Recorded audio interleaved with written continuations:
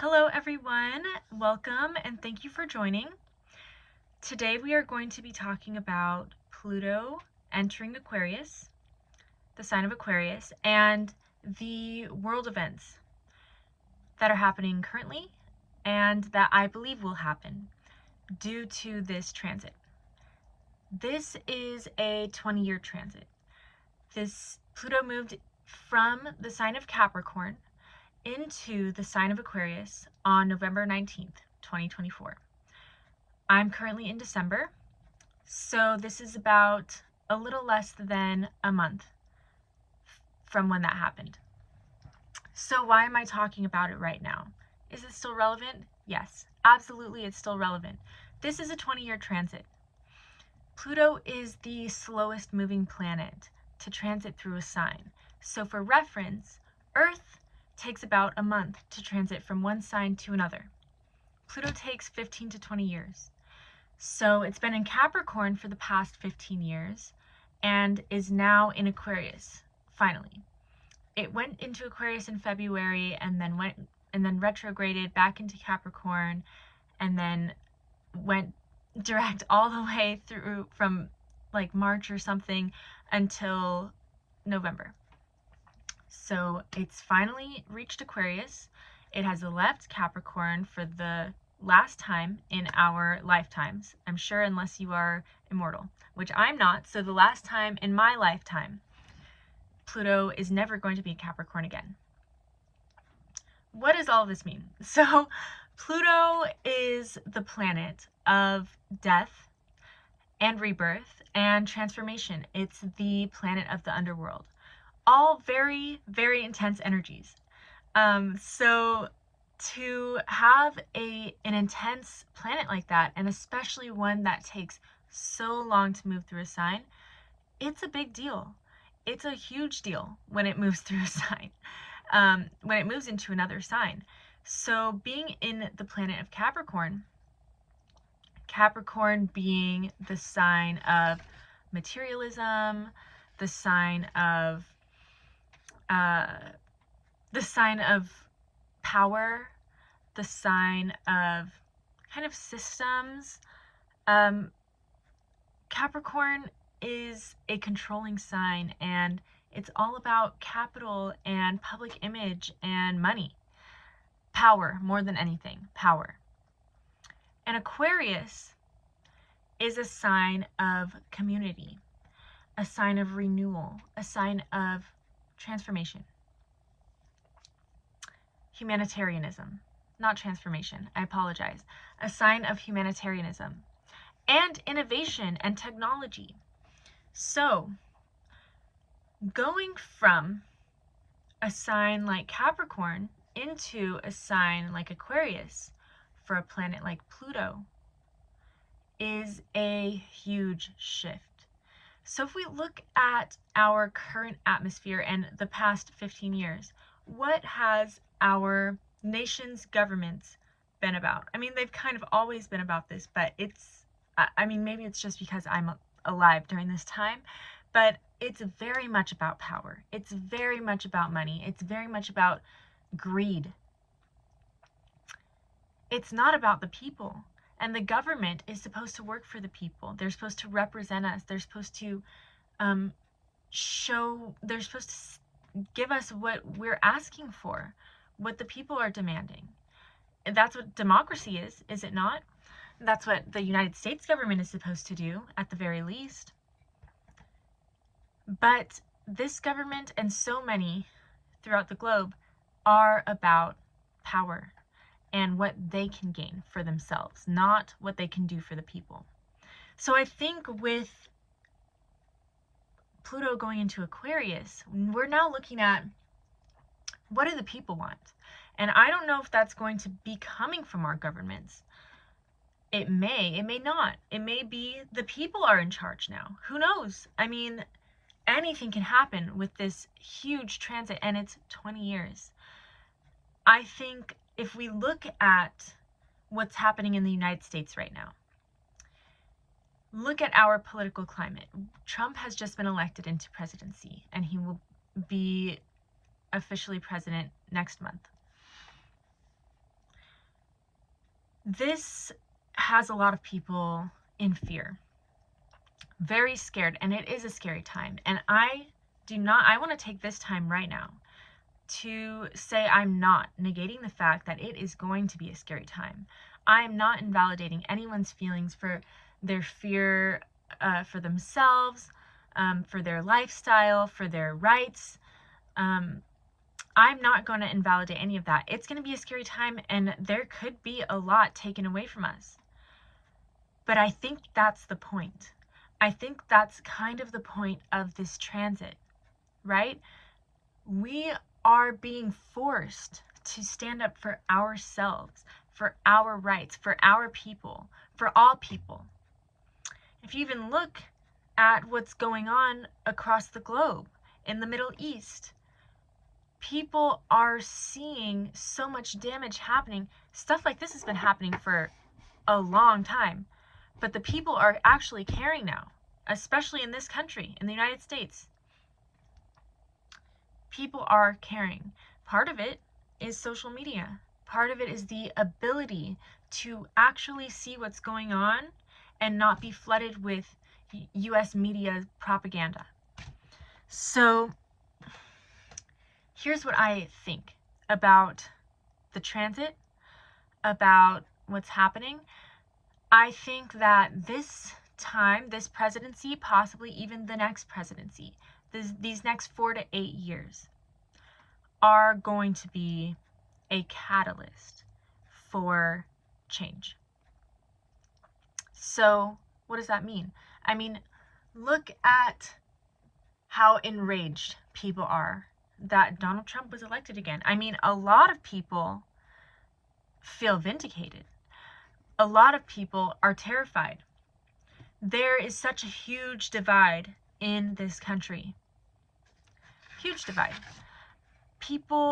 Donald Trump elicits certain emotions out of everyone, right? But I think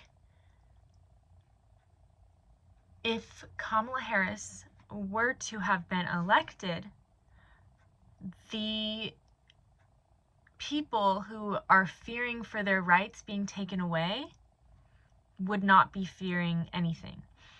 And that's the scary part, right? Rights would have still been taken away from us, but we would be sitting back comfortable because there's a black woman in presidency now. No one's going to do anything or stand up because they don't feel like anything's happening to them. With Trump in office, people feel like something's happening. People are afraid. People are defensive. People are ready to fight. And that's the point. People need to be ready to fight. We need to be persistent in our resistance if we want something to change. I think that this is going to be a huge change in how the United States works. And not only the United States, right? Look at how many countries the United States affects. U.S. imperialism, U.S. colonialism, the Middle East. Once again, the United States citizens do not agree with what's going on there. Over 50% of the United States citizens do not agree with what's going on with the tax dollars, our tax dollars that are being sent to Israel for weapons and just to help fund a genocide. The majority of us don't want that. And I think especially in an age of technology where we're all a part of this community, this global community, we're able to see exactly what's going on. And what we're seeing is that our country is funding death. It's funding destruction. It's funding genocide. And this is not just in Palestine, this is throughout multiple countries. So I think what we're looking at is this disillusionment with the idea that our government is here to help us. Our government's not here to help us. They're here to help themselves. They're here to help themselves and their families have power. And soon enough, more and more people are going to be recognizing that, and more people are not going to stand for that. The last time Pluto was in Aquarius, we had the American Revolution, the French Revolution, Haitian Revolution, the Industrial Revolution. Those are 4 big-ass revolutions, you guys. I'm sorry to say, but that's huge. And you know why? Because Aquarius is a sign of change. It's a sign of something different. It's renewal energy. Even if we look at tarot cards, in the major arcana, there are 3 cards. Well, there's multiple cards in the major arcana, but I'm talking about 3 specific cards here. We have the Devil, we have the Tower, and we have the Star. For those who know tarot, you know where I'm going with this. The Devil is a card ruled by Capricorn. Capricorn, the sign that Pluto was just in, right? The Devil is a card of materialism, a card of obsession, a card of greed, a card of shadow. Look at what the government has been. Look at what the governments have been like. Greedy, materialistic, power, money, obsessed. The Tower is a card, actually, hold on. The Star, a card ruled by Aquarius. Capricorn, Aquarius. Money, greed, power, obsession, renewal, inspiration, hope, a guiding light. The Star is the humanitarian. The Star is giving, the water bearer. The Star is about the people. The Devil is about obsession.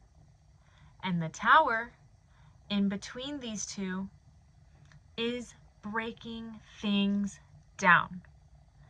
It is destruction. It is chaos. It is complete and utter anarchy. Essentially, breaking down the Tower, everything's falling, everything's going to shit. Why? Because it needs to be. It needs to be broken down in order for something better to be constructed.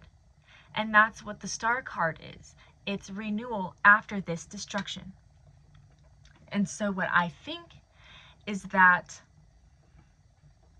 right now, at this point in history, with what's going on across the globe, this is the Tower moment. We've been in Capricorn. We've been power hungry, money hungry, obsessed with this image of power. And we are moving into a love, a respect, a care for humanity, for people, for our community, for the earth, the planet. But the Tower has to happen in order for the Star to come, right? So what we're looking at right now is a large, complete and utter Tower moment. And it's big. And the thing is, right now it seems huge for us. Possibly the next 4 years, probably the next 4 years, possibly the next 8 years. Who knows? But that's only a fifth or 2/5 of the next 20-year transit of Pluto in Aquarius.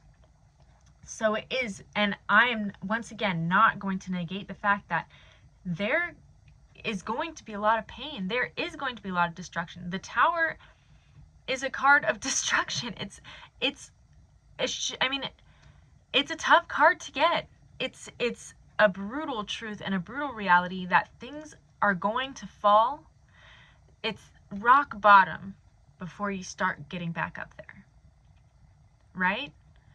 So if we're looking at rock bottom, if we're looking at all of these other revolutions that have happened, the last time Pluto was in Aquarius, there was no lack of suffering, no lack of pain, no lack of death.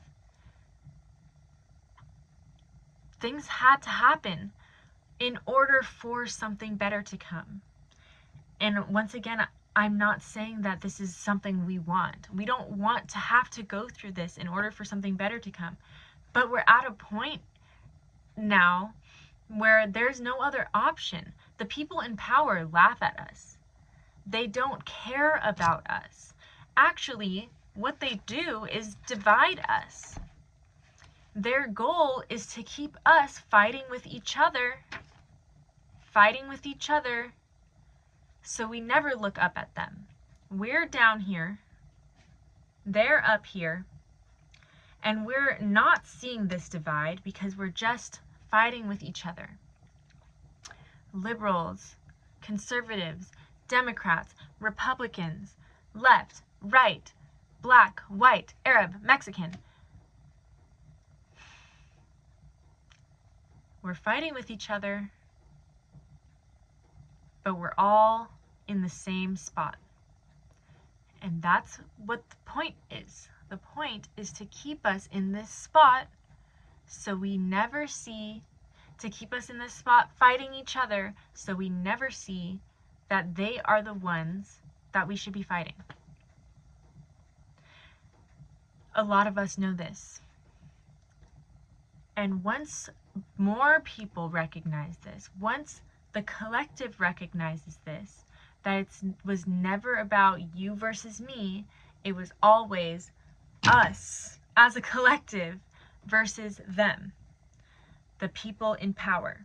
It's not us versus them, the people down here, it's us versus them. And we don't want that either. We want them to join us. We want to be joined in humanity as this collective, right? We want to be a whole big us. But the issue is there's so many people who are greedy and want it all for themselves, and they're the reason why we're separated. So I feel like this is a time that we are having to stand up, we're having to fight for our rights, and we're having to move into a different point in time. You can feel that there's something happening. You can feel the difference. You can see it happening in all these different countries. Look at Syria. Syria's rebels just overthrew the regime. It's the people overthrowing the power, overthrowing the government, and taking the power back for themselves. And I think it's happening throughout the globe.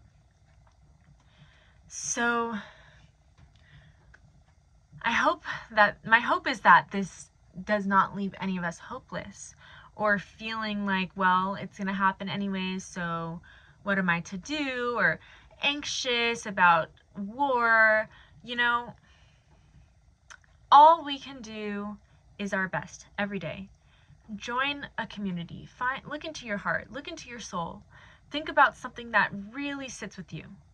Is it community garden? Is it working with schools? Is it working with houseless communities? Is it joining a protest group? Is it standing up for tenants' rights? What is sitting with you?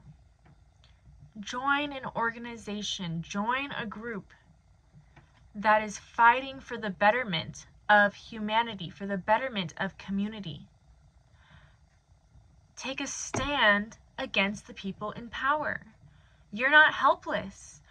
There's more of us than there are of them. And if we come together, if we're all willing to make a change, to take one step forward at a time, to work on bettering society, then we will better society. Think about that. If we're willing to better society, If we're willing to take the step to change, then it will change. You just have to do it. And it's not all on you, it's on all of us. We all have to make a change. We all have to take the step forward. So find something that sits with you.